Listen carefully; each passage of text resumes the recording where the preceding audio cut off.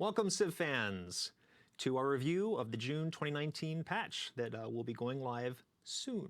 I'm Dennis Shirk. I'm the lead producer for the Civilization franchise. With me today is Anton Stringer, senior designer, and everybody's favorite QA lead, Carl Harrison. Hey, everybody. And we're going to be touching base on a wide swath of material today. I saw some comments in the chat about, I wonder how much is in the patch, if it's going to exceed what was in the video. I will tell you that eventually when you do see the patch notes, at our normal typeface, it was almost 12 pages long. So this is a robust patch. There's a lot of material going into this. So we're going to touch on a couple things. And one of the things we just wanted to start out with before we jump right in is we'll hop into World Builder just to give you a quick little, 2-minute tour and show you what's new. So one of the first things that you're going to see, which is fairly obvious, is it's on by default now, which is nice. And Carl's just going to go ahead and create a map. Preferably an empty one, and we're going to talk through just a couple of the things that you'll see. Some of the things that are under the hood that you're going to notice the first time you play it is that there's been a lot more polish, just general bug fixes, usability things going into this to make your life easier when you're designing your own maps. Yeah. We've also fixed a large number of irritating bugs from the last release. City-states are now going to display properly when you load into the game. Right. There's a lot of advanced mode bugs that were fixed so that people that were creating really complicated maps in advanced mode before won't have those same issues coming up. But Carl's just going to plop a few things down here so we can start some things. He's going to put down a huge island of mountains right in the middle just because he can. Look at that. That's a horrible start. Beautiful. No, that's great. And he's going to put down some rivers. I will say one note about rivers. That was a funny story that happened. Yeah. Right. That got a little bit of attention when I had mentioned in the video, don't draw rivers in a loop. So we fixed that bug, and I'll give you a little bit of a behind-the-scenes commentary here. We've got a couple different layers of QA here for our games at Firaxis. We do. Obviously, Carl is right here on the forefront. So our internal QA department at Firaxis basically is there first and foremost as the front line to smoke test the game, make sure that each morning when you come in, that things are functioning properly. In addition to that, they're giving a lot of gameplay feedback to the designers, not so much looking at deep dives into the math. We usually leave that to 2K QA, which is that huge department out in QA in Vegas.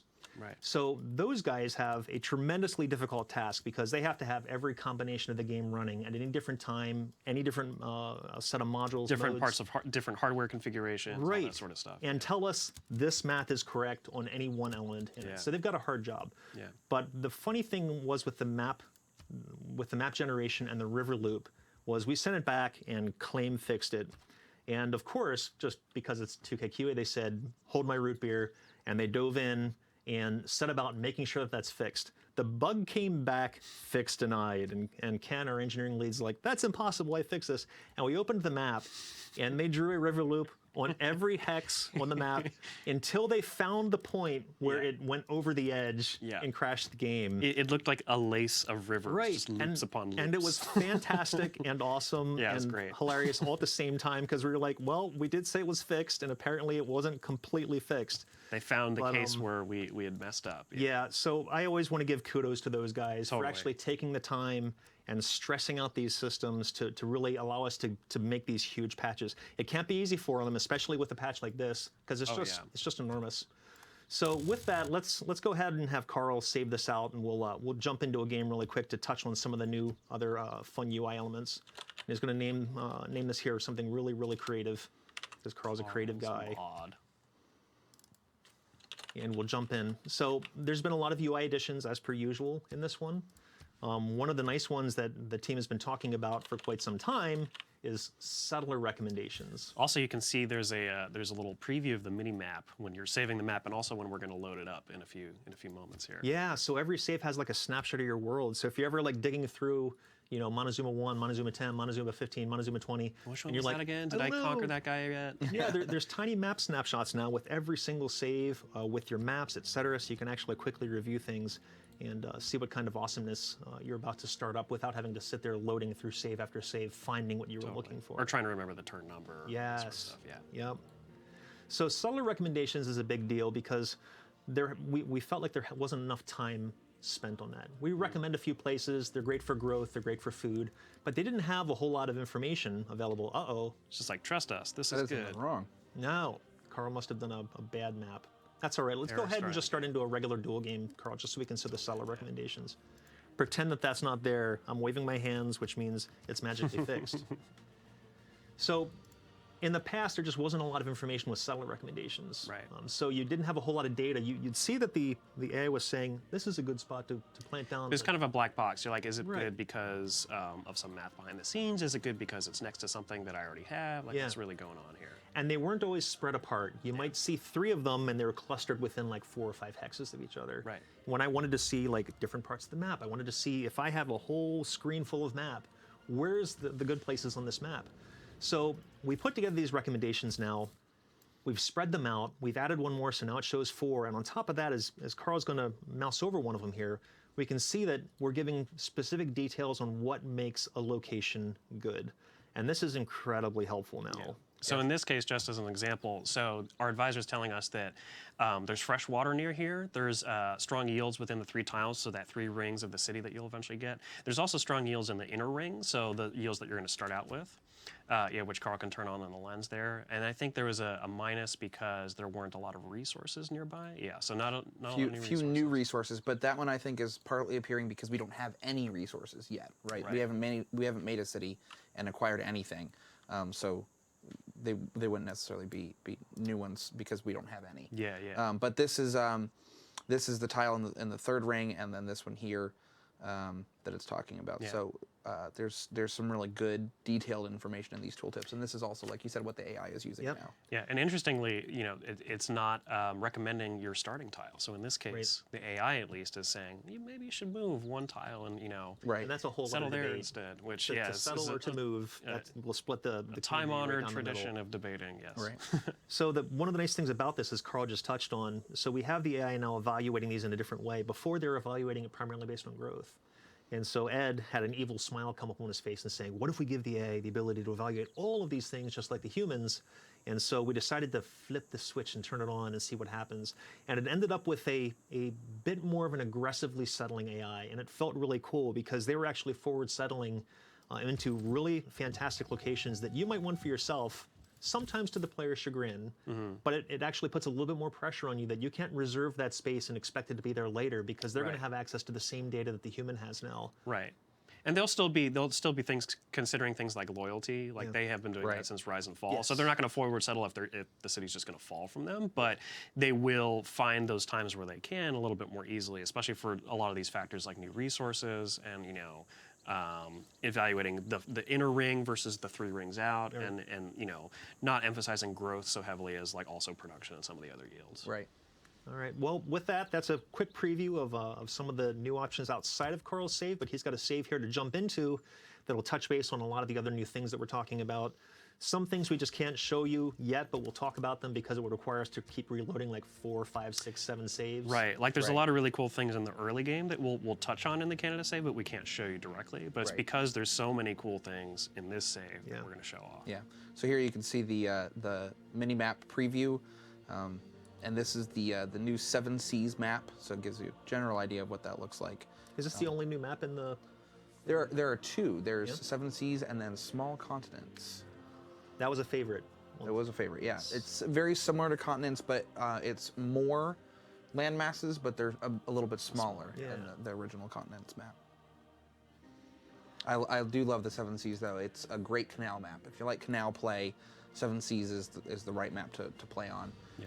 And we have some canals under construction here that we'll be showing off. Yeah, you can feel like a pirate kind of sailing around and protecting your waters and finding clever ways to connect this sea to this sea and all that sort of stuff. Now, you chose a Canada map. Have we made changes to Canada that you feel like are really going to improve the experience? We've made a couple, which is why we're playing as Canada to show those off. And I actually have examples of that right away. So let's just do a quick overview here. This is our area. We had this really nice sort of triangular peninsula here that we started on, but there's lots of little oceans connecting, little seas, 7 of them, connecting in between here. And there's some really awesome canal spots. I haven't settled down here, but some of the seas here, have names as well. They do. So we actually have named ocean areas now, and those are named just like the mountain ranges and other geographical features that we have existing in the game. But you were asking about Canada, and down in here I have a camp. Because one of the things that we've done in Canada is we've given them +1 food on camps in tundra. And we heard the feedback that Canada needed some more food in tundra, that the farms weren't necessarily just enough to give them the edge they needed. Especially in the early game before their other bonuses kick in. Right, exactly. So we wanted to have another source of food. We had the +1 production on mines. We stuck with the increased yield from improvements and gave them +1 food from camps. These camps in particular are fantastic because I don't just have the Canada bonus, but I also have the Goddess of the Hunt Pantheon on. But I'm not getting just +1 food from that Pantheon. We've done a lot of work on Pantheons with this patch. Big rebalance, yeah. Big rebalance. And Goddess of the Hunt now is +1 food from camps and +1 production from camps. So I'm getting 2 different things from this. And I have furs, there's a whole bunch of different places. It's a great pick for Canada when you start in the tundra and you have a lot of camps. Exactly. In your corner like this. Yeah, and we'll do some more touch on the other Pantheon changes as we continue through. The other thing that I have is lumber mills in tundra. Here we go. I was looking for them. Lumber mills in tundra for Canada are also +1 production, and the reason for that is because of the changes that we made to other production-based tile improvements. We equalized everything across the board. So lumber mills no longer give +1 production when adjacent to a river. That is just everywhere. No matter where you put the lumber mill, you will get the same production as you would from a mine. Yeah. And because of that, we wanted Canada's lumber mills to be the same as their tundra mines, so we gave them +1 production on those lumber mills too. Yeah. Let me get playing here. So yeah, you got a great musician. You have a ton of national parks. I do. Oh, my national parks are beautiful. Yeah. Look at this. They've sort of blurred into each other. They have. They're all connected here. I have Mount Roraima. Yeah. And was able to make parks all the way around that. I've got some parks down through here. Have you mostly used your Mounties for that? Or I have been using the Mounties. I actually have one ready to go right here. There's a park, and I'm going to join it into this one. Great. There we go, with a +4 era score, and I really need that because I noticed that I'm actually headed towards a dark age right now. So I'm trying to get as many. Clock's running out. Yeah, I'm running out of time. We've got 4 turns left, and I'm going to try to get as much air score as I can so I avoid that dark age. Yeah, gorgeous national parks. Just got this great musician. We'll go ahead and use them. Has there been any changes in Great Works? There have. Yeah, and this was actually, so I kind of teased it on Twitter yesterday, but Carl, you had this idea that great works of writing earlier in the game were very powerful because it used to be for culture and for tourism. Used to be, yes. And now we've changed them to be to culture and to tourism. That's right. In comparison, your great works of art and your artifacts later on in the game are going to be much more important. Now you still get, that still will double once you get to printing press. Right. But this was something that you had sort of thought, you know, it feels like the great works are a little bit off. Let me try this thing. And you went into the XML and you changed some of the values and you played a game. And like I played a couple of games. I took a lot of the data, the logs from the games and sort of compared. And I was like, you know, keeping that in my head alongside a lot of the culture tree, civics tree costs that I was considering, and we ended up really liking that change. So that's one of the differences of great works. And it definitely helps with the accidental culture victory. It does, yeah. It definitely helps with accidental culture victory. It slows down your tourism a little bit. You still have plenty of it. There's still plenty of sources of it, but you're not going to fall into one like you were saying without intending to. You sort of have to work a little bit harder, not too much harder, and then you get the rock bands come online and send those out. Much more emphasis on rock bands. Right, exactly. So here's one of the new features that we have with this patch. You can now make lumber mills in Rainforest, and there it is. Boom. We have a lumber mill in the Rainforest there. You have to get mercantilism to unlock them. Lumber mills, I think, are a little bit earlier in the tech tree now. They unlock just a little bit faster. Yeah, but you have to get you get the improvement first for woods, and then once you get to mercantilism, the civic, you get the lumber mill in Rainforest. Yeah. Our dedication this era is digging up artifacts, so I have an archaeologist out doing that, trying to get just that little bit of extra era score. Mm-hmm. Lumber mills are on construction, I just checked. Construction, so the tech construction, but for Rainforest, it's mercantilism. And what's going on out there up at the diplomacy ribbon? Yes, let's look at this. We now have yields and military strength displayed on the ribbon. And why don't you talk a little bit about that, Anton? Sure, yeah. So this actually, we kind of got the idea from a mod out in the community. Like, there's a lot of really cool stuff that our community does with modding, in particular when the UI work. So this is something we'd seen where, like, especially, you know, at this time later in the game, we were trying to keep track of, like, who's winning, who's strong in what area. A lot of more advanced players really want to keep an eye on that sort of stuff. So having this, what we call diplomacy ribbon, to keep track not only of your diplomatic status like you could before, but also, you know, what's their score, what's their military strength, what's their science per turn, what's their gold treasury looking like, giving you a bird's eye view of all of that without having to dig into the menus or go into the deal screen or any of that stuff. Right. And we also, you know, we recognize that this might not be important for everybody. So in the options, you can say, hey, I always want to show this. Hey, I don't want to always show this, or only show it when I mouse over. So we got a couple options for you there. We just got the Golden Gate Bridge, which is great. It's not really there for you to get across the bay because it's pretty small, but you got it for the appeal. I got it for the appeal because I do have 2 national parks in that city, so it's boosting those. Yeah. I got it for the era score. I also just did a neighborhood that was another +3 era score, so we're pushing closer here. Yeah. And I have this set, the diplomacy ribbon set to always show right now, but if it was on mouse over, if I they would not display, and then if I moused over the leader head, it would drop down. Yeah. But they are on always show right now for anyone who's wondering how that works. So we're going to go ahead and change some of our policies here because I just unlocked 2 new ones, including rabble rousing. Yes. Rabble rousing gives you 50% return on the favor you spend when voting to take points away from somebody. It also gives you +1 diplomatic favor per turn. So I'm going to go ahead and take that for the favor. But Carl, aren't you going for a diplomatic victory I this game? am going for a diplomatic victory this game. So let's go to the world rankings and look at the diplomacy tab here. I have 17 out of 20 points. 20 is the new 20 target. is the new target number. And you now get diplomatic victory points every time you vote for a normal resolution. That's any resolution that has an A choice and B choice. Right. One's the like World Games or World's Fair. Those don't count. Yeah. But if you win the resolution, even if it's a tie, you get a diplomatic victory point. In the cases of ties, everyone gets a point. So if you and I were to vote for the same thing and tie, we both get that point. And that counts the diplomatic victory resolution. So when you are voting to give yourself points, if you win, you get an additional point. And if you vote to take points away from somebody, you get a point for that too. And that includes when voting to take points away from yourself. Yes. So I have taken that policy, rabble rousing, in the anticipation that the AI might be voting against me. And you're close to the victory there, so they're not going to be happy about it. Right. I picture exactly. Carl like at the UN. They're voting him down because he did something horrible in the real world.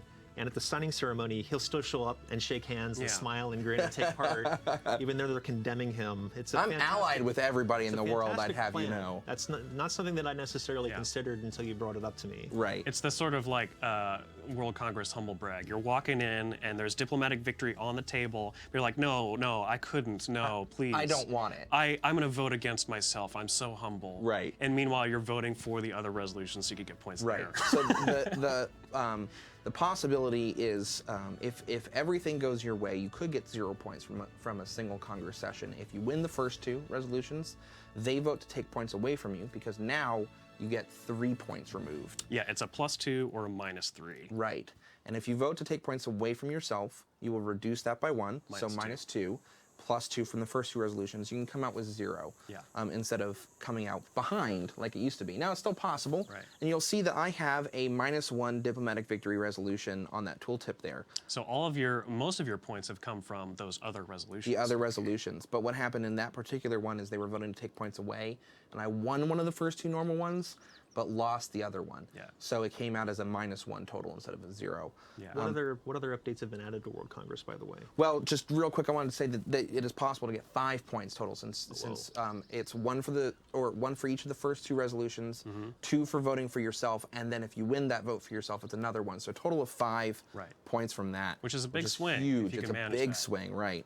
Yeah, once you stick your neck out, the AI is not going to be too happy, and they're going to start voting very aggressively against you. But there are a lot of other sources There too. are. So we have up here, we have Statue of Liberty. Statue of Liberty now gives 4 +4, it's big. diplomatic victory points. Potala Palace now gives +1 diplomatic victory point. and Mahabodhi Temple, which used to be +1, is now 2, exactly. And we also got any World Congress competition will now give you victory points as well, and we got 2 of those active. Right, so World Games used to give you no diplomatic victory point, now it gives you 1. World's Fair is the same way. Every single normal resolution, and that does not include the Sweden Nobel Prize ones. Yeah. I think one of those gives a diplomatic victory point, but not all 3. But the others that didn't used to now gives 1. So that explains why you're training athletes everywhere. I'm training athletes all over the place to try to win this. And the other one, Aid Request, which used to give 1, now gives 2. And that's the case for every competition like this that used to give 1, now gives 2. Yeah. And I'm winning this one as well, although it's might be close. We'll see how that turns out. We have to keep an eye on it. Oak Dragon mentions that this sounds like it could make a diplomatic victory come really quickly. It could. It has the possibility, which is why the AI votes aggressively against it. Once they see that you're starting to push that, they will start to vote against you, and hence why I'm taking rabble rousing. But right now, I was at 17 out of 20 points. There are 3 points right here, 15 turns on World Games. We have 17 turns until the next session. Like I said, potential 5 points from that. And I still have not gotten the Tech Tree diplomatic victory point, which is another one that I could have. So if he explores and uncovers the right tech in time, he might be able to get a point from that as well. Right, so lots of stuff going on there. And we're gonna keep moving right along because there's just so much to cover. Industrial Zone has gotten a couple of updates here, so I'm gonna go ahead and mouse over this. It used to be that Industrial Zone got a minor adjacency bonus for mines. That was +1 per 2 mines. That now includes lumber mills. Right. It also gets a +2 for the aqueduct, the canal, and the dam districts. And that represents sort of like, industrial power centers having a lot of benefit from being close to infrastructure, like being able to send their stuff everywhere. So, Exactly. Yeah. And you get +1 production per strategic resource that it's adjacent to.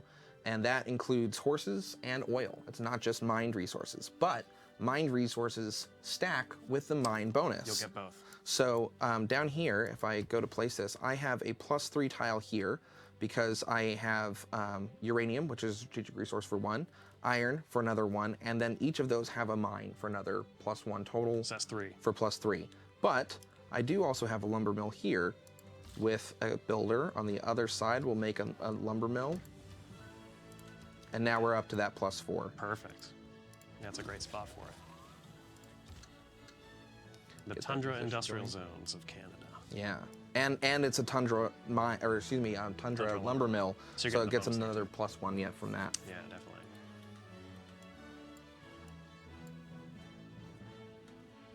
And that whole push was so that you would have more production, could build more things with the time that you had with each Tech and Civic. Right.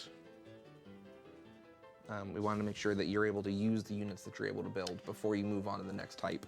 Yeah, so slowing down the tech and civic progression a little bit and speeding up the production a little bit gives you more time to play with the things that you've just unlocked. And if you build stuff, especially buildings later on where it might be really expensive and you might only get 50 turns worth of stuff out of it. Now you'll get it faster, you'll be able to use it longer, and a lot of the buildings have been buffed as well to give more effects. Now I just combined a normal Mountie with a core to form an army. And if I mouse over this portrait here, I'm able to see all of the different bonuses that I'm getting from those units. We've now added this to the portrait of the unit. Every time you mouse over, it'll tell you everything that's affecting that. Yeah. That includes class bonuses, like this says not affected by enemy zone of control. Because it's a cavalry. That's cavalry. And then it also shows me my unique unit bonus of being buffed when near national parks. Yeah. And this shows absolutely everything. So this unit here is next to this Great General. If I mouse over here, it shows me my Great General bonus, both the combat strength and the movement. Yeah. And it also shows me my experience bonuses from the stable, the armory, trained in the city with and the military academy, exactly. Now, the designer did want me to point out, obviously this is a huge change because it's something our fans have been wanting for a long time. So he did want to call this is first pass. There's more to come because there's so much in the game that can affect a unit standing somewhere at any given time. So stay tuned on that one. It's just going to get better. And if y'all have feedback on, hey, I'd really like to see this thing, but it's not showing up in these situations or certain conditional bonuses, like we'd really like to hear what other things you guys want out of this UI. Yeah, we've done a lot of work on units and making sure that those display properly and making sure that some of the bugs that used to plague the system are no longer there. For example, when you upgrade a unit to a higher tech unit, like swordsmen into musketmen, any bonuses that they had, abilities that they had, now stay. Yeah. So for example, if you moved next to Matterhorn and you got the Alpine training to move over hill hills, movement, yeah. if you upgraded that swordsman into a musketman, that would go away, unfortunately. We've fixed that. Those abilities now stay.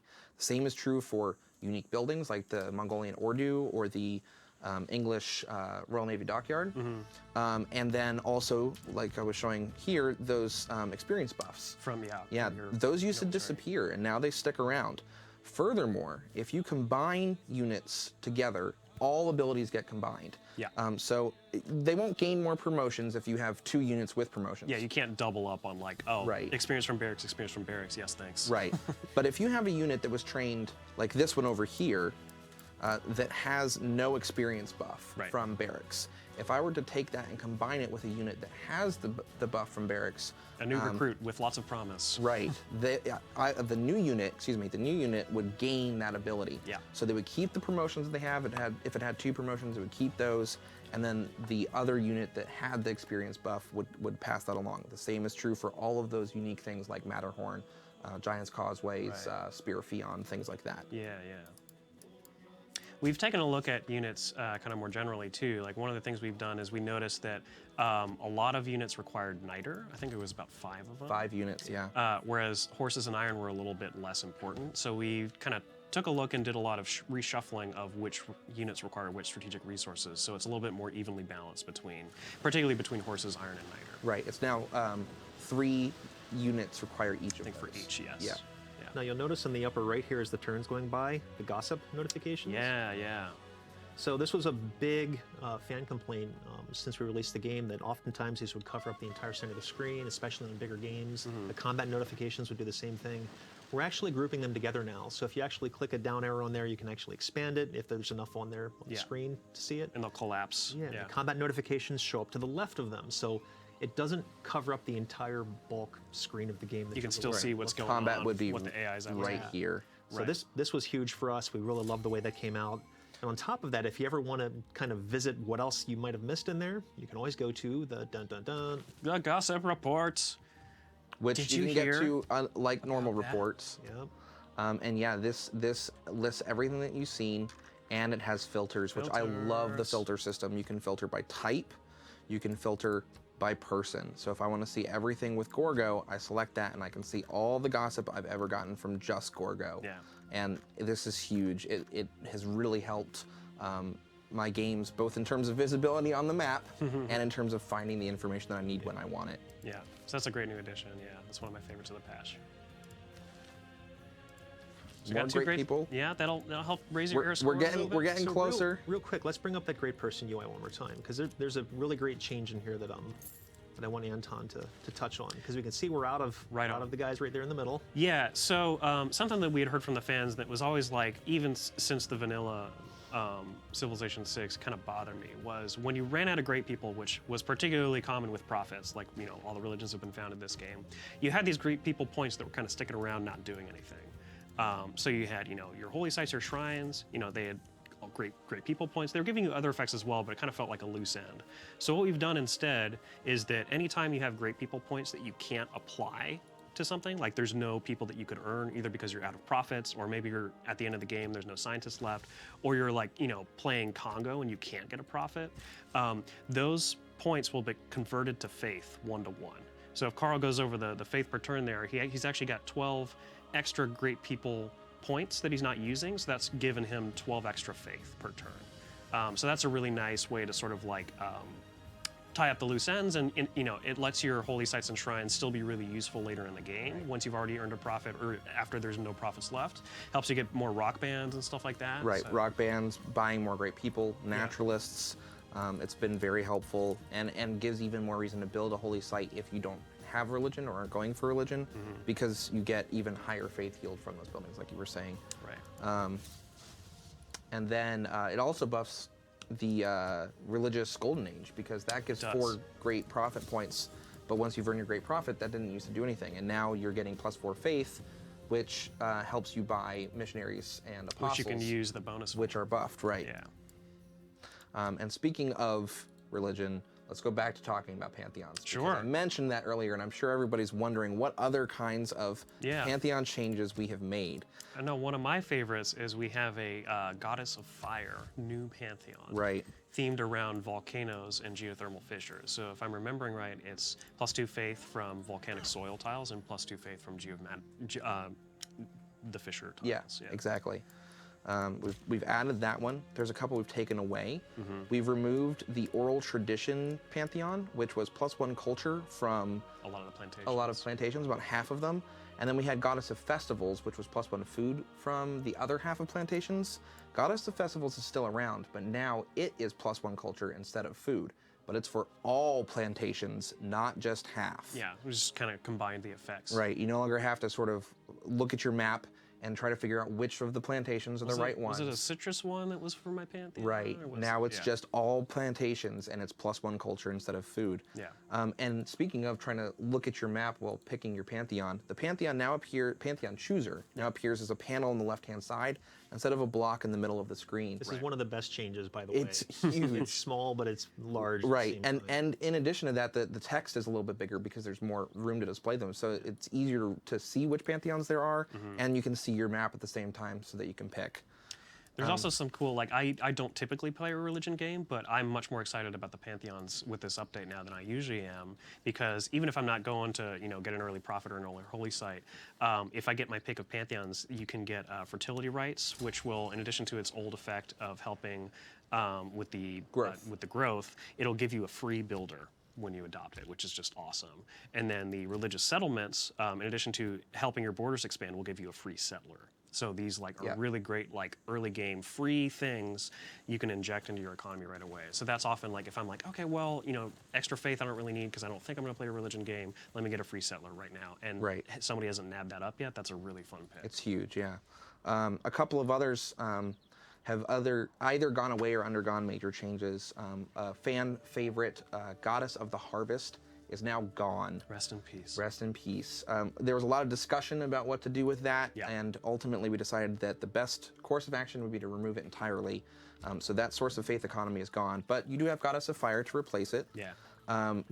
Earth Goddess, which was +1 faith from charming and breathtaking appeal tiles, is now breathtaking only, but it is +2 faith from those tiles.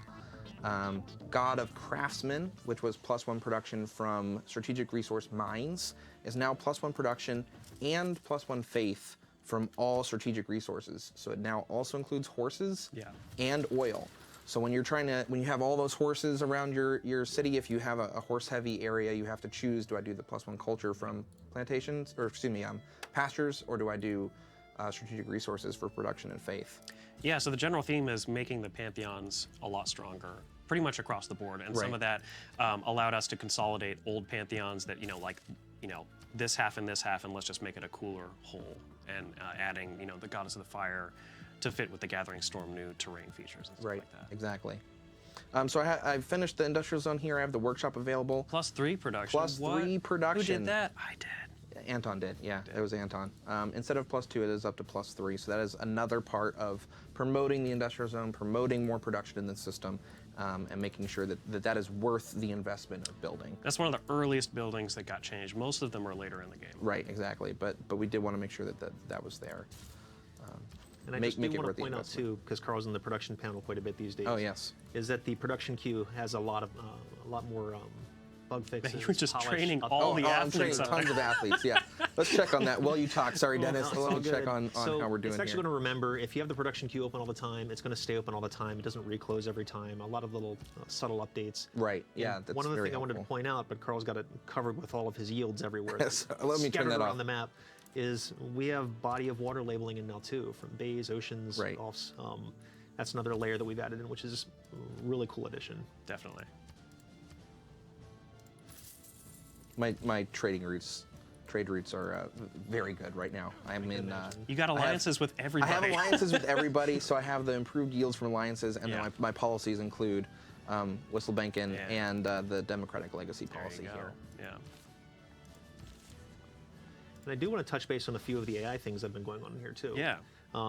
Drew spent a lot of time, especially on operations. So we've improved the city defense tree because they weren't always defending cities properly with the units that they had, how they maneuvered, where they put the units. Ranged attacks versus districts, because a lot of times, like undefended defense districts, like encampments, AI ranged units weren't doing as good as the job as they could have at attacking stuff like this. Operational movement around mountains, things like that. Diplo trading, lots of improvements there. City settling locations you already saw, so them using the 4 settling locations is really awesome. And then just a small bucket load of civilization leader tweaks to just help them play their own game better based on their abilities. I don't think I'm going to be able to get a normal age. I'm at 270 out of 271. So close, Carl. I dug up an artifact. One turn left? This is the last turn. I dug up an artifact right here. That gave me 1 more. This builder got to this tile to make a wind farm. That'll be the first green energy thing. Oh, so you'll get the historic moment.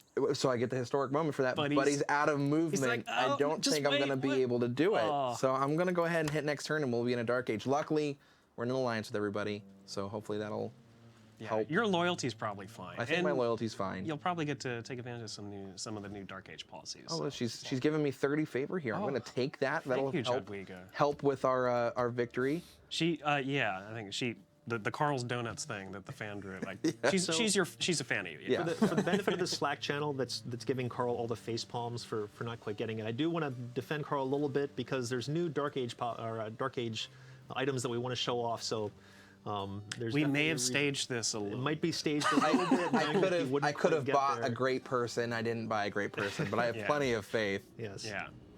Carl stuck the landing like an Olympic gymnast. He's like, I got right before. Right, the normal age. 1 point. Yeah, he's just showing off.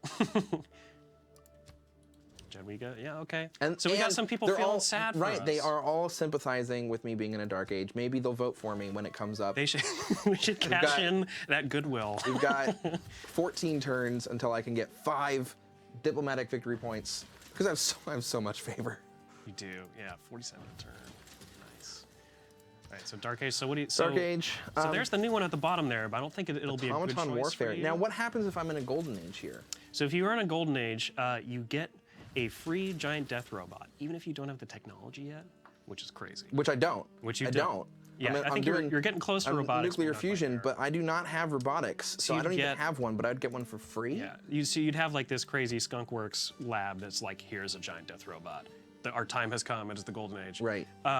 So you'd get that, you would get 3 uranium per turn to help you pay for it, the maintenance, and then all of your uranium mines would extract another uranium per turn as well. That's awesome. So it's all about, okay, time to go conquer the world, or defend myself. And because I'm in an alliance with everybody, I can't, and I'm Canada, so I can't play Surprise War. So it wouldn't actually really help me here. Wouldn't actually be that good for you. Right. Because you're everybody's friend. Right. I am everybody's friend. Yeah. If that Golden Age ends and you have your free giant death robot, the robot does not go away. It sticks around. You keep the robot. You do, however, lose the extraction rate and the free uranium. So if you don't have uranium of your own, you will suddenly start burning through it. Yeah. And if you hit 0 on the stockpile, like normal, the GDR will take combat penalties. The way around that is to use the GDR to conquer more uranium. Yeah, that's it's a good strategy. We did wish you were here for our last dedication, so we will do that again and keep extracting artifacts. But now that we are in a Dark Age, let's take a look at Dark Age policies. There's some new ones here. There are, yeah. So we've got automated workforce, we've got flower power, and cyber warfare, and disinformation campaign. Yeah, and elite forces, I believe, was already Elite forces was already there. Yeah, so flower power is a particularly cool one. Oh, and Rogue State. Oh, Rogue State, yeah.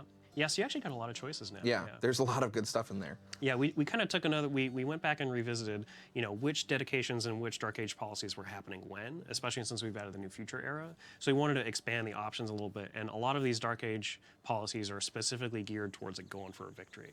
So it could actually be that, being in a Dark Age is really not that bad of a thing when you're late in the game and going for a certain victory. And you might even strategize, as Carl has kind of done around getting one. I'm going to take this information campaign, minus 10% science, minus 10% culture. I've already hit the end of the civic tree. I'm just doing future civic. Yeah. I don't really need the tech, although there is one more point in the tech tree.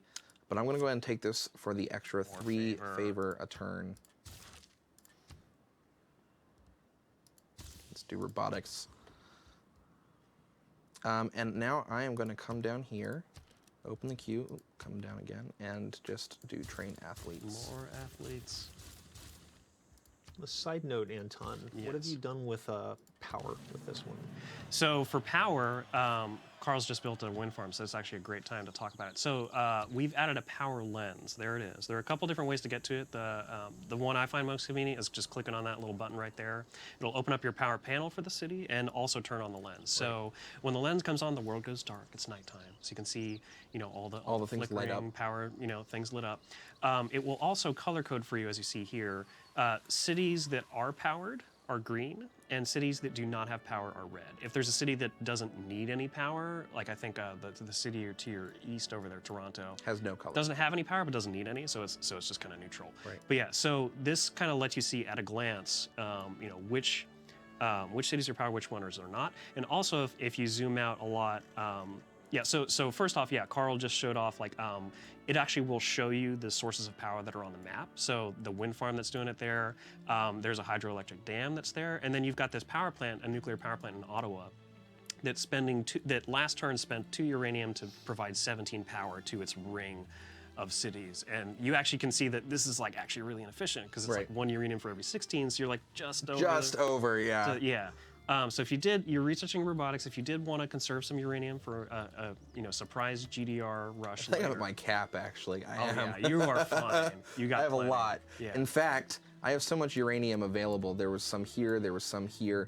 I even had one down here that I didn't even mine. Oh, I just turned it no. into a national park. We don't need it. And as Canada, my extraction rate in tundra has increased, so Right. they're doing even more than Yeah. usual. So that's awesome. One more thing about the power lens I do want to show off Yes. is so the power plants will actually show their radius as well. So it's a little hard to see because Canada's borders are also white, but that's the radius there of you can see how far your power plant's reaching. So you can Right. see that it's just out of range of St. John's, just out of range of Vancouver, unfortunately. But it But it gives is you in range here. It is in range there, yeah, and it gives you a clue of where you're covered, where you're not, Right. to kind of help you set up your infrastructure a little bit better. Right, and you see that this city is not producing any of its own power, so it has no color of its own. Right. But the city tile is green because it is getting all the power that it needs, and it's getting that from this power producer over here. We're gonna fabricate Scandal here. There's Yeah, tons somebody's of been- envoys, 36 envoys Tamara there. really wants to cobble. Yeah, Well, I've she's gotten been to every playing other some city state, so I don't blame her. of that. Yeah, you've been playing the diplomatic game, so. Was your goal? I guess your goal was to just get a lot of favor per turn by befriending all the city-states. Yep. Yeah. I have somewhere. I have Orsgaz, I think. Where did I put it? Too many wonders. Too many wonders. Here's Batala Typical. Palace. Yeah. Here's Big Ben, Taj. If only there was a way to search. I could search for it, but I'm having. These Yeah. are movement is on, so it's taking a while. There it is. It's right there. Ah, okay. Orsgaz. There you go. So I'm getting the increased favor from city states. Excellent.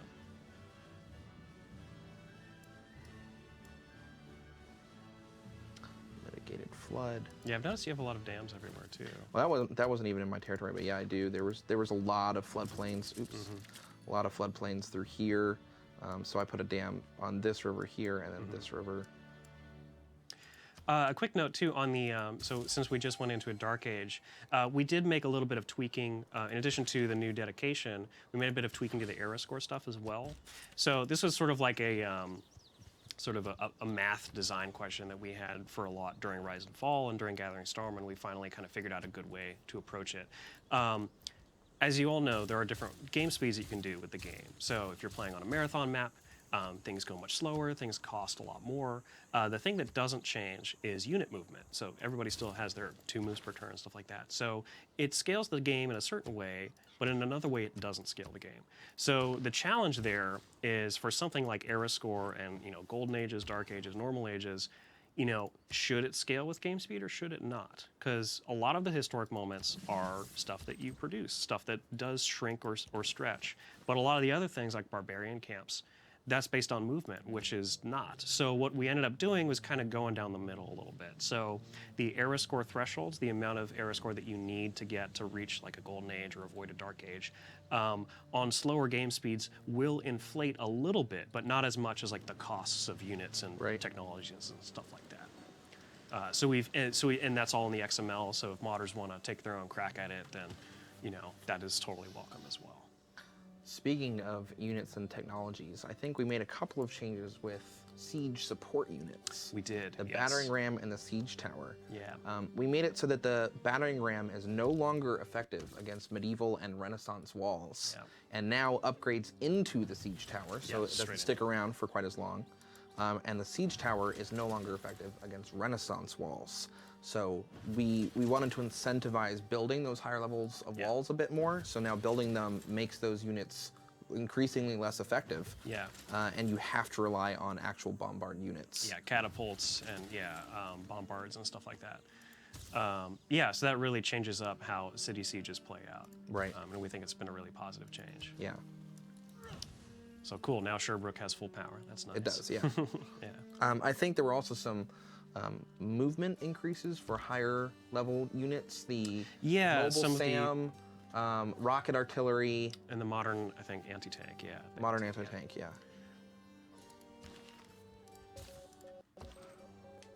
One of the longer lists we're going to be showing when eventually the patch list gets posted is just the general bug fix list. Oh, yeah. Right. And we've gleaned a lot of these from, it doesn't matter if it's Twitch or Civ Fanatics, Reddit, the Steam forums, just all over the place. We've been just gathering. The fans have been great with like providing saves for these little unique one-offs that we're seeing in the wild. And so there's a ton of them. But one point of pride, because it irritated the engineering lead so badly, was the way that aircraft and aircraft carriers interacted with each other, or not interacted with each other properly. So they're no longer being pulled behind them in the water by a leash of sorts. They're actually traveling properly. Rebasing's working properly. Line of sight from aircraft is working properly. There's a lot of things with aircraft in general that has been improved and updated, which is great. There was a funny bug, not funny, but that occurred when sea level rise would happen. So sea level rise generally it just did. Yeah, it'll typically damage, destroy a district, But the problem was that there was a bug where it assumed that there was only one district of each type. Neighborhoods is obviously not one of those types. Sure, yeah. So we'd have players where a sea level would rise, the neighborhood in the water that should have been the district that got burned down was like, the game thought, well, this is okay. I'm going to pick a random one over here instead. So the sea level rise would happen. The neighborhood in the water is perfectly fine. This one over here bursts into flame. Yeah. So a lot of little things like that. They were cyclically linked. Yes. Yeah. So we appreciate all of the updates that we've been getting from our fans. We're pretty much all over the forums all the time. We appreciate it. Right. We've had a lot of questions on when the patch notes are going up. So we're doing the live stream now. We are still working through a couple last-minute things, mainly related to we don't want to release patches anymore, short of having all of our platforms ready to release. All in sync, yeah. Yeah, it's never any fun when the PC patch gets released. Mac is struggling behind, Linux is waiting, and so everything's going out at the same time. We want to make sure everything's working. Right. And our particular rock in our shoe, I should say, this time around has been RNG hasn't been as cooperative as it has been in the past. So we're working through some last-minute things where in a multiplayer game, 6 of the hosts send their warrior to the right, and the 7th host sends it to the left on the same order. So stay tuned. This will be dropping shortly, as will the patch notes. But just watch our social channels so you can keep an eye on when that will exactly happen. Soon. I'm out of athletes here. Let's queue up some more. Yeah. You have so many athletes. Well, I need it. Yeah. Like, oh, wow, yeah. I am staying ahead, but it's you. because all my cities are doing it, but he's doing a good job, Norway. Yeah. And then here, she's actually taking the lead, which is not good. So let's go trade. How much is she leading by? 1,000? Let's play it safe. We need like a Carl training montage where it's just like oceans of training athletes in sinister dark gyms. That'd be great, yeah. Let's play it safe. We want the victory here. I think one of the... and I don't need gold after I've won. Yeah, that's true. One of the other changes I think we've made for the patch as well, if I'm remembering right, is the Send Aid project. will actually also provide gold for the target now. as well. Yes. It used to be kind of just like, yeah, we're sending aid, but it didn't actually, like it didn't notify the other player, didn't really give them anything. But now, you know, whether you give it to them in a deal or, you know, spend your production to kind of send it their way through your cities, you know, the other player is going to benefit, which we thought was a better balance. The military aid request works the same way, doesn't it? It uses the same mechanic where the player actually receives something, so it's not just Yes. this abstract layer of project. Totally. Let's talk about that a little bit. I don't Yeah. think we mentioned it. Yeah, we haven't. That's a new, so much like the aid request that can happen in response to natural disasters, Like there's a this one. new military aid request that you can spend favor to, you know, call the World Congress and deliberate. And how it is triggered is if someone declares war on you and you have a lot of grievances against them. So you're kind of like going to the World Congress and saying like, hey, like this person's really, you know, beating me up, or like this is not a fair situation. So everybody can decide, yeah, let's come to your aid and send you money. The theory being that you're, you know, sending, you know, troops and military supplies or whatever to for this sort of like global casus belli almost. Right. And And, that's worth diplomatic victory points. Right. So by jumping in to help, you know, if you're the leader, you get those 2 victory points as well. Have you found the? Oh, there it is. There it is. Okay, so seasteads will give us a big victory point, 2 turns on that. and then we 0 got. turns on this. Oh, And we are in the lead. close. We are so close. And this just goes to show like how much work we've done on the diplomatic victory. Yeah. There's so many sources of points, which you still have to wait a little bit. Like they don't come so fast. I'm in information era when I'm gonna win here. But there's a lot more sources of points. Aid requests, those still happen at varying rates depending on your disaster setting, things like that. The military aid request happens depending on how much warmongering and chaos is in the Depending on game. the leaders, the AI, Exactly. continents, formation. Yeah. And I did lose points earlier, which took away from my progress Yeah. instead of winning them. But there are a lot of ways that you can win, and it's less of a waiting around game. Yeah. You have to actually spend your favor on those early votes. Yeah. You can't just bank it all You for got the to end. invest throughout You the have whole to game invest. and plan ahead. Yeah. And then you have to work towards these competitions, all of them, including World Games and World's Fair and things like that. Yeah. It's way more active. It feels pretty good. It's a lot of fun. And how many points do you need? What are we 20. down to? 20 What are points. you down to? Oh, I need 3 that- still. 3. I'm at left. 3, but this is 2. This is 1. And Okay. And then Seasteads is Seasteads is 1. And then again, I can get up to 5 points from the session that's going to happen in 8 turns, and I you have got I a have lot of favor. 1,500 Banking favor to his spend. favor. Oh, we got the A So there's request. the 2. There's the 2 Awesome. points. We're gonna win it. We're gonna get it. 1 turn. Yeah, I get 50 favor every 2 turns With from the that. power of seasteads, everybody will acknowledge us as the world leader. But just in case. Just in case. And to show off. All the athletes. Get all the athletes. See, these were doing send aid requests. Even with cities doing send aid requests, the AI still pulled ahead of me. Yeah. They're pretty aggressive about it themselves. They understand that that's how they win.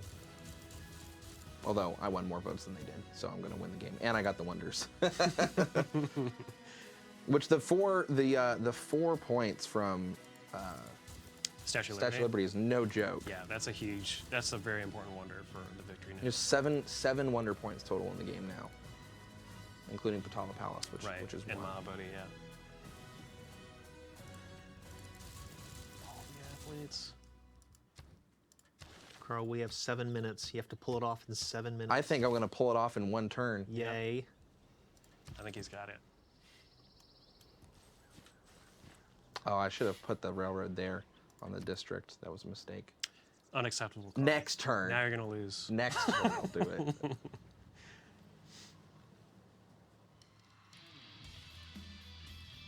And these hear some rock tooltips. going on There's some rock bands going off. These tooltips will tell you how many points you gained or lost. Right. And pay attention to those if you are trying to get that, because it is important to notice, whether based on how the vote went, whether you gained or lost the points, since you can gain so many or lose so many. Right. Carl, do we have any new defenses against rock bands in the game? There are, We have a yeah. new policy, yeah. Oh, I just won. Victory! Just won. I go to 1 more turn mode. Let's let this play out. Times when you stood against aggression. You have always sought cooperation. Not Yalta. You did not do this merely to brighten your own glory, but because dignity belongs to each of us. so doing, you have proved that your ancient and eternal commitment to a shared peace will be the foundation of the world of tomorrow. Yay! Huzzah! Huzzah. We have won a diplomatic victory. Just one more turn. There is a way to defend against rock bands. We noticed that there was nothing you could do. If they were sending rock bands into your territory, there was no way to stop them. Some players wanted to close their borders, Right. sort of thing, or kick them out, there's or stomp them. There's lots of things that you could do with rock bands too. You can revive dead religions. You can just straight win a religious victory with rock bands. You can flip the indie rock. There's the indie rock and flip cities, which I think we made an adjustment to that. I don't quite remember. I don't remember either. But where is it? Where is it? It's in here somewhere. Do I have it? No, it's not equipped. There's a policy. Yeah, it's in the notes here. I'm gonna check. There's a policy that forces musicians Music to leave your censorship. territory. Yes. Music censorship. I believe it. Did I not pick So- that one up? So what it does is rock bands from other players may not enter your territory, but all your cities with 10 or more population get -1 amenity. Ah, okay. I don't think I think it was in the information era. Did you not pick up? Maybe it's on one of the government ones. It's not one of those. Twitch says it's the top left green one.